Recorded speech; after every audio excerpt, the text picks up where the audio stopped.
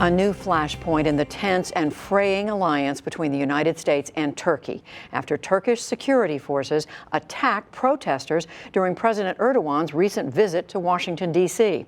Hari Srinivasan has our report and a warning. Images in this report may disturb some viewers. It's been 1 month since attackers launched into protesters outside the Turkish ambassador's residence in Washington. Now, D.C. officials have issued warrants on assault charges. Police Chief Peter Newsham.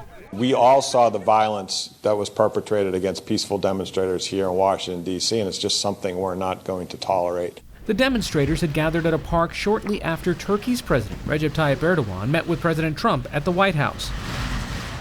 Then, as Erdogan arrived at the ambassador's residence, trouble started. Video showed security guards and supporters teeing off on the protesters. D.C. police officers tried to separate and calm the crowd, but 9 people were hurt. 2 people were arrested that day, and 2 more were apprehended by U.S. Marshals yesterday. Now, there are 12 new warrants for Turkish security officers. Most, if not all, returned home after the attack. 2 Canadians are also being sought. It's unclear why they allegedly joined the melee. Chief Newsham is calling for the suspects to surrender and not fight extradition.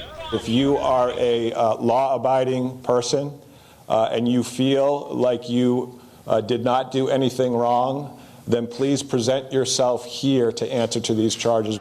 Erdogan responded to the charges and said the demonstrators were associated with Kurdish militants who've been engaged in a long insurgency against the Turkish government. Of course we are going to fight this on legal and political grounds. What kind of law is this? If my security guards are not going to protect me, why would I bring them with me to America? Meanwhile, Erdogan's role in all of this remains a question. After the incident, the New York Times examined the video and spotted Erdogan's head of security leaning into the president's car and then speaking into his earpiece just before 3 guards ran toward the protesters. At the time, the State Department said it communicated, quote, concerns to Turkey over the confrontation, and today said, quote, we will weigh additional actions.